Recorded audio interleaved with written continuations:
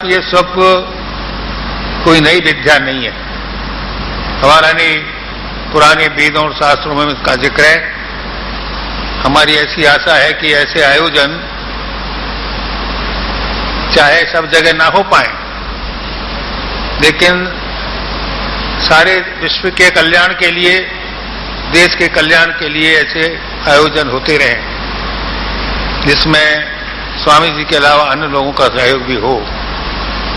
मैं तो यहां कोई बात कहने नहीं आया, मैं तो केवल और स्वामी जी का आशीर्वाद लेने, और अगर भगवान की कृपा से, प्रभु की कृपा से, कष्ट तो दुनिया में सबको होते हैं। नानक जी ने कहा, नानक दुखिया सब संसार। किसी को क्या दुख है, किसी को क्या दुख है।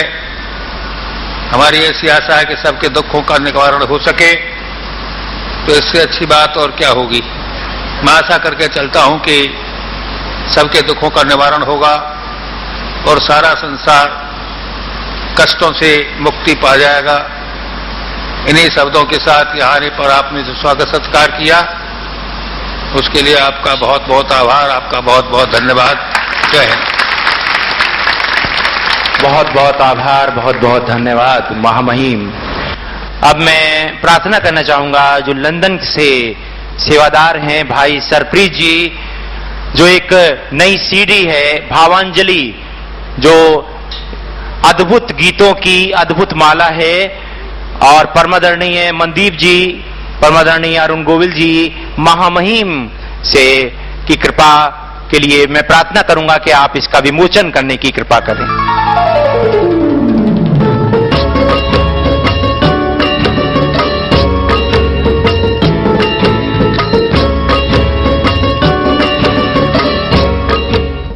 अब मैं प्रार्थना करना चाहूंगा परमादरणीय श्री अरुण गोविल जी, महामहिम के चरणों में धन्यवाद प्रस्ताव अर्पित करेंगे।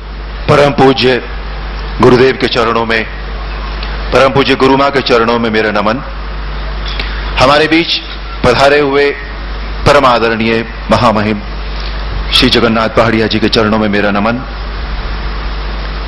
महामहिम मिसेस जगन्नाथ पहाड़िया जी के चरणों में मेरा नमन।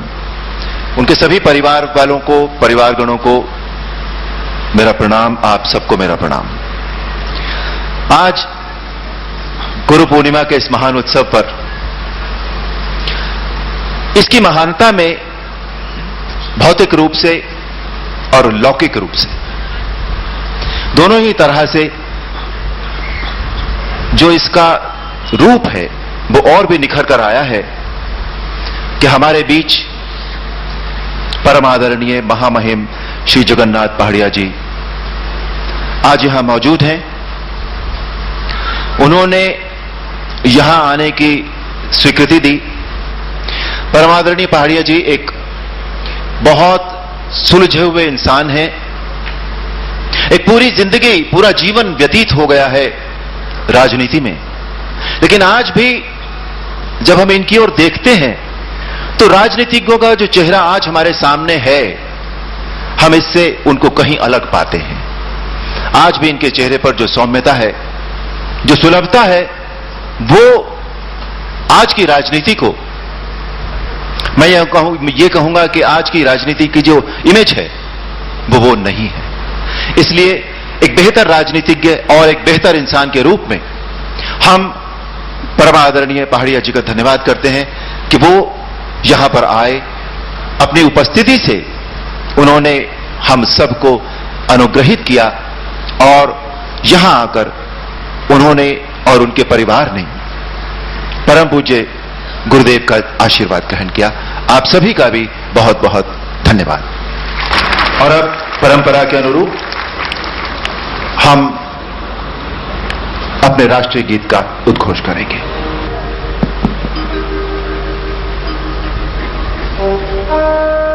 जन गण मन अधिनायक जय हे भारत भाग्य विधाता, पंजाब सिंध गुजरात मराठा द्राविड़ उत्कल बंगा विंध्य हिमाचल यमुना गंगा उत्कल जलधि तरंगा तव शुभ नामे जागे तब शुभ आशीष मांगे गाए सब जय गाथा जन गण मंगल नायक जय हे भारत भाग्य विधाता जय हे जय हे जय हे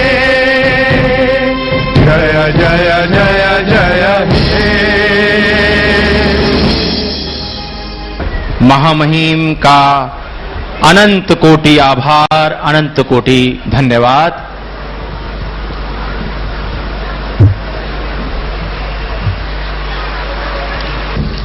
अभी प्रभु की कृपा से जो महालोक जिसमें हरियाणा के महामहिम राज्यपाल परमादरणीय श्री जगन्नाथ जी पहाड़िया अपने पूरे परिवार के साथ, क्योंकि अगर एक इस रूप में आते, मुख्य अतिथि के रूप में, एक राज्यपाल के रूप में आते तो अपना परिवार कृपा ग्रहण करने के लिए, लेकिन यहां एक अलग प्रारूप था।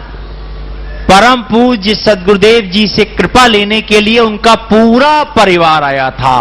तालियों के महास्वर से हम इस तथ्य का अभिनंदन करेंगे। और अब जो और महापुरुष हैं, सर्वप्रथम मेरी प्रार्थना है हिमाचल प्रदेश के सांसद परमादरणीय श्री वीरेंद्र कश्यप जी परम पूज्य सद्गुरुदेव जी को माल्यार्पण करेंगे।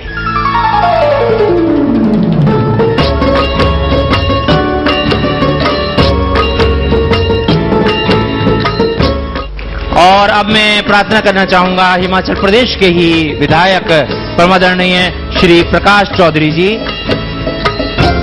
साथ ही मेरी प्रार्थना है पंजाब के पूर्व विधानसभा उपाध्यक्ष, पूर्व स्वास्थ्य मंत्री जी परमादरणीय डॉक्टर बलदेव राज जी चावला।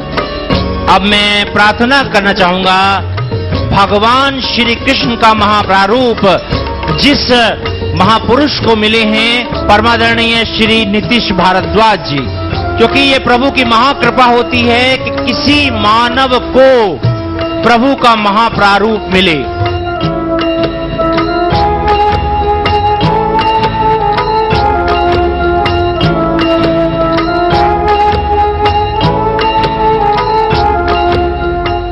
अब सर्वप्रथम मेरी प्रार्थना है परमादरणीय नीतीश भारद्वाज जी कृपा देंगे।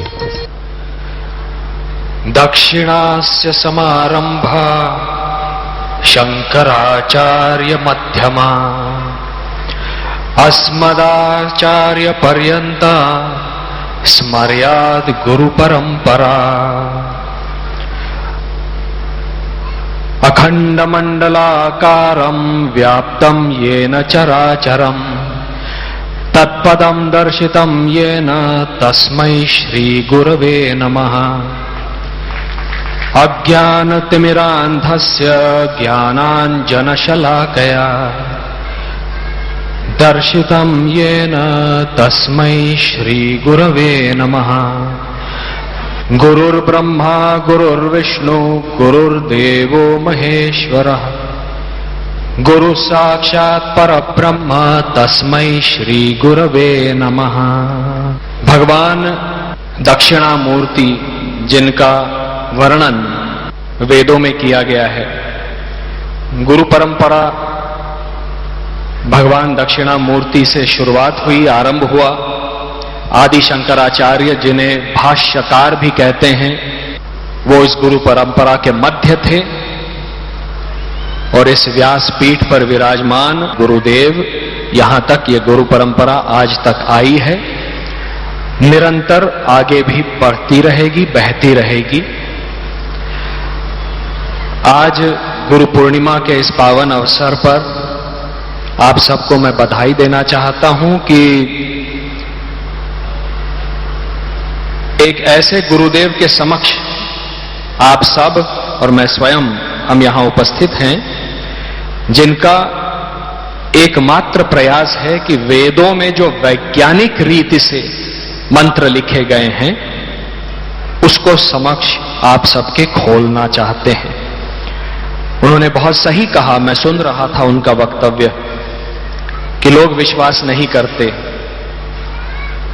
लोगों को यह लगता है कि मंत्र कहने से कुछ नहीं होता, मंत्रों में असीम शक्ति है, लेकिन उनको जापने का एक तरीका भी शास्त्रों में लिखा गया है। किसी भी साधना के लिए गुरु का होना आवश्यक होता है, और आज उस गुरु परंपरा का सर्वोच्चम बिंदु इस वर्ष का है गुरु पूर्णिमा। इसे व्यास पूर्णिमा भी कहते हैं, इसलिए क्योंकि महर्षि वेद व्यास ने महाभारत जैसा एक ग्रंथ लिखा जिसे पंचम वेद कहा जाता है। उस वेद में, महाभारत में ऐसा कुछ भी नहीं है जो जीवन में नहीं है, और उसमें जो कुछ है वो सब कुछ जीवन में है। और विशेष करके श्रीमद् भगवत गीता, वो जो भगवान कृष्ण का संदेश है, वो धरोहर है इस भूमि की, इस द्रोणाचार्य की भूमि की वो धरोहर है। कुरुक्षेत्र भी यही पास में है, जहां पर भगवत गीता की ब्रह्म विद्या गुरु योगेश्वर, परम योगेश्वर कृष्ण के माध्यम से अर्जुन को दिया गया था वो संदेश। आज वो हम सब की धरोहर है, लेकिन एक गुरु की आवश्यकता इस सब को समझने के लिए बहुत जरूरी होती है, क्योंकि गुरु ही वो एक ऐसी कड़ी है जो एक आत्मा को परमात्मा के दर्शन करा सकते हैं।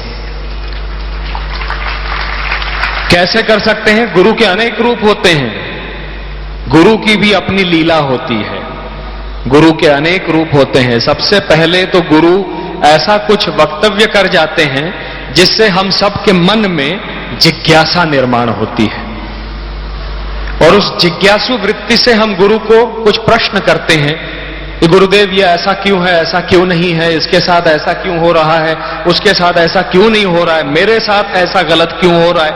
ये सारी जिज्ञासाएं हम करते हैं, और गुरु उत्तरों के माध्यम से संकेत देते हैं, कभी कभी सांकेतिक उत्तर देते हैं।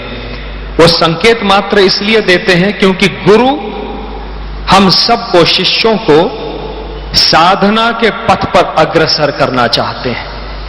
इसको कभी नहीं भूलना चाहिए कि हम यदि गुरुदेव के समक्ष बैठे हैं तो इसलिए नहीं कि गुरुदेव जो कहेंगे वो एक गुट्टी होगी ज्ञान की जो हम पी जाएंगे और हमको परमात्मा के दर्शन हो जाएंगे। नहीं, ये देवों का अनुग्रह है, देवों की कृपा है कि हम महापुरुष के सन्निधि में बैठे हैं।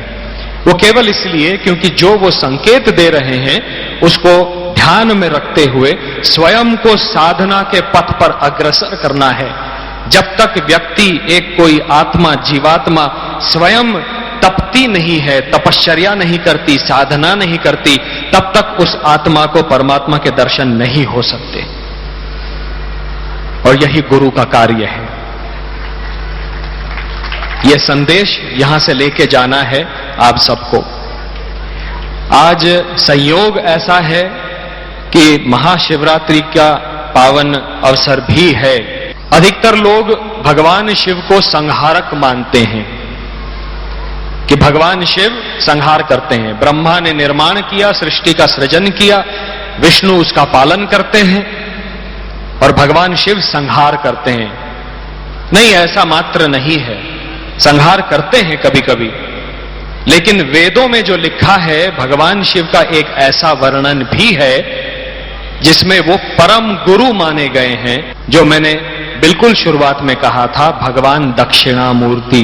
दक्षिणामूर्तये तुभ्यम वटमूल निवासिने ध्यानैक निरतांगाय नमो रुद्राय शंभवे, ऐसा लिखा है। बड़ के पेड़ के नीचे बैठकर भगवान शिव चिन्ह मुद्रा धारण कर मौन से, केवल मौन रहते हुए अपने भक्तों को, अपने शिष्यों को ज्ञान प्रदान करते हैं। उसका अर्थ यह है कि सबसे पहले तो शिष्यों को उस स्तर पर उठना होगा कि अपना गुरु मौन रह के भी जो कह रहा है वो हम समझ सकें। उसका बहुत सुंदर वर्णन स्तोत्र में उनके किया गया है। और इसीलिए आप यदि शास्त्र देखेंगे तो हर वो गुरु महान कहा गया है जिसके शिष्य महान हुए हैं। आप गुरु सांदीपनी को ही ले लीजिए, उनके शिष्य थे कृष्ण और सुदामा। परशुराम जी को ले लीजिए, उनके शिष्य थे पितामह भीष्म और कर्ण। विश्वामित्र को ले लीजिए, उनके शिष्य थे राम और लक्ष्मण। गुरु की महत्ता तभी होती है, गुरु के मन को संतोष तभी प्राप्त होता है जब वो देखते हैं कि मेरा कोई ना कोई एक कम से कम शिष्य उस गुरु पद को प्राप्त हो जाए, उस आत्मा को परमात्मा के दर्शन हो जाएं। मुझे लगता है गुरुदेव जिस वैज्ञानिक दृष्टिकोण से धर्म का प्रसार और प्रचार कर रहे हैं, वेदों का प्रसार प्रचार कर रहे हैं, मैं एक अच्छे व्यासपीठ पर आज निमंत्रित हूं, जिसके लिए मैं आप सबका बहुत बहुत धन्यवाद देना चाहता हूं। ये महापुरुषों का संश्रय, जैसा मैंने कहा, आदि शंकराचार्य भी कहते हैं विवेक चूड़ामणि में कि ये देवों के अनुग्रह के बगैर नहीं हो सकता। दुर्लभम त्रयमे वैतद देवानुग्रह हेतुकम। तीन चीजें बहुत दुर्लभ हैं जिनके लिए देवों की कृपा, देवों की अनुकंपा, अनुग्रह आवश्यक है। दुर्लभम त्रयमे वैतद देवानुग्रह हेतुकम मनुष्यत्वम। मनुष्यता, मनुष्यता का भाव, मतलब केवल मनुष्य से मनुष्य वो भाव नहीं, प्राणी मात्र से भूत दया, वो भाव मन में निर्माण होना। मुमुक्षत्वम, मोक्ष पाने की इच्छा, वो केवल साधना के पथ से संभव है। और महापुरुष संश्रय, महापुरुषों की सन्निधि में बैठने का अवसर प्राप्त होना, इसके लिए भी देवों की कृपा होती है। आज आप सब पर वो देवों की कृपा है कि महापुरुष की सन्निधि में आप सब बैठे हैं, हम सब बैठे हैं। इसके लिए देवों का हृदय से धन्यवाद देना चाहता हूं और आप सबके लिए शुभकामनाएं कि यहां से कुछ सार संचय करके आप अपने जीवन में लौटिएगा, क्योंकि कुरुक्षेत्र तो असली जीवन है। महाभारत का कुरुक्षेत्र वो तो हो गया, वो तो बीत गया। हम सबका कुरुक्षेत्र अपना जीवन है और प्रतिदिन इस जीवन में हमारे समक्ष ऐसी कठिनाइयां आती हैं, ऐसे क्षण आते हैं जहां अर्जुन की भांति हमको लगता है कि हम क्या करें और क्या न करें। कभी कभी गांडीव नीचे रखने का मन करता है। गांडीव नीचे रखना भी एक प्रतीक है, हम कुछ नहीं करना चाहते, मन द्विधा मन स्थिति में आ जाता है, मैं कुछ नहीं करना चाहता, वो प्रतीक है गांडीव नीचे रखने का। लेकिन ये नहीं कर सकते, इस जीवन को यहीं रहकर इसी कुरुक्षेत्र में लड़ना होगा। तस्मात् उत्तिष्ठ कौन्तेय। और इसीलिए गीता एकमात्र धरोहर है, वही आधार है। गीता ब्रह्म विद्या है, वेदों और उपनिषदों का सार है। आपको इस पावन अवसर पर बहुत बहुत शुभकामनाएं और ऐसे संत पुरुष के चरणों में साष्टांग दंडवत। धन्यवाद, नमस्कार। बहुत बहुत आभार। देखिए कितना सुंदर विद्वता से भरा, क्योंकि जिस तरह का मैंने अभी उल्लेख किया कि भगवान श्री कृष्ण का महाप्रारूप जिस मानव को मिला है वो महामानव है। और भी परम आदरणीय विद्वता की प्रतिमूर्ति और गहन अध्ययन के एक प्रारूप भगवान श्री कृष्ण के दिव्य आलोक को निभाने वाले और उस महाशास्त्र का, जिसे पंचम वेद भी कहा है, उसका गहनता से अध्ययन करने वाले परम आदरणीय श्री भारद्वाज जी, जो ब्राह्मण है, ऋषि कुल से है, ऋषि परंपरा से हैं। गीता का ये जो महालोक भगवान श्री कृष्ण ने जो गीता में दिया, इसको आज के परिवेश में समझने की भी आवश्यकता है। गीता उस समय भगवान श्री कृष्ण के मुख से उचारी गई, और जैसे हम पहले यात्रा करते थे हरिद्वार की, कोई कैलकाटा से चलता है तो पैदल चलते थे, फिर धीरे धीरे कोई वाहन आया, फिर धीरे धीरे कोई और वाहन आया, तेज आया, कोई कार आई, बस आई, अभी हवाई जहाज भी आ गया है, हम घंटों में पहुंच सकते हैं। गीता उस समय लिखी गई, उस समय के परिवेश में थी। अगर ये गीता भगवान श्री कृष्ण ने अर्जुन को कही, अगर ये गीता भगवान श्री कृष्ण ने भीम को कही होती, या युधिष्ठिर को कही होती, या नकुल को सहदेव को कही होती, तो ये और गीता होनी थी, ये गीता नहीं होनी थी। क्योंकि मैं जो आपको वक्तव्य दे रहा हूं वो सुना हुआ नहीं है। अभी इन्होंने बोला ये जो शास्त्रों में वर्णित है, शास्त्रार्थ है, शास्त्रों में वर्णित है, जो मैं दे रहा हूं वो मेरे स्वयं का अनुभव है, और मैं आपको भी बताऊंगा। अभी मैं कह दूं कि ये मेरा अनुभव है, पर आपको ये मानना ठीक नहीं है। इस बात को मानने से कल्याण नहीं है, क्योंकि मानने से हम रुक गए। जिसने जैसा कहा हमने मान लिया और हम रुक गए वहां, और मानने तक सीमित रह गए। गीता आप जैसे जैसे पढ़ते जाएंगे वैसे वैसे भगवान ने जब अंत में गए तो भगवान ने उस सबको काट दिया। जो भी भगवान ने बोला था, भगवान ने कहा अर्जुन ये जो मैं तुझे अब देने जा रहा हूं, पहले तुझसे कहते रहे हे भारत श्रेष्ठ, उससे अनंत अनंत नामों से उच्चारण करते रहे। फिर भगवान ने कहा तू महामूढ़ है। महामूढ़ का अर्थ है कि तेरे से मूर्ख आदमी इस पृथ्वी पे नहीं है। और फिर भगवान ने कहा कि ये जो मैं तुझे देने जा रहा हूं ये वेदों से नहीं जाना जा सकता, पंचम वेद से नहीं, 18वें वेद से नहीं, 1000वें वेद से भी नहीं जाना जा सकता, जाना ही नहीं जा सकता। इसे मन से, चित्त से, बुद्धि से जाना भी नहीं जा सकता। ये जो मैं तुझे आलोक देने जा रहा हूं, आप गीता का 11वां अध्याय का पहला, दूसरा, तीसरा, 14 श्लोक पढ़ेंगे तो कांप जाएगा। वो अर्जुन कांप गया कि हजारों सूर्यों का प्रकाश, एक सूर्य का प्रकाश आदमी झेल नहीं पाता। वो जो आलोक है, अभी तक आपने गीता पढ़ी, बड़ी टीकाएं लिखी, सुनी, हमने कंठस्थ कर लिया, याद कर लिया। जैसे द्विवेदी, त्रिवेदी, जिसने 2 वेद को पढ़ा वो द्विवेदी हो गए, 3 वेद को पढ़ा त्रिवेदी हो गए, 4 वेद को पढ़ा चतुर्वेदी हो गए। ये कंठस्थ है। वेद का अर्थ ज्ञान से है, वेद का अर्थ है विद धातु से है। वो रहस्य क्या है? वो तत्विधि प्राणिपातेन परिप्रश्नेन सेव्या उपदेश संतिते ज्ञानम ज्ञानी तदर्शिना। ये वेदों से नहीं जाना जा सकता। ये तू किसी ब्रह्मवेता के पास जा, और ब्रह्मवेता जो गुरु है वो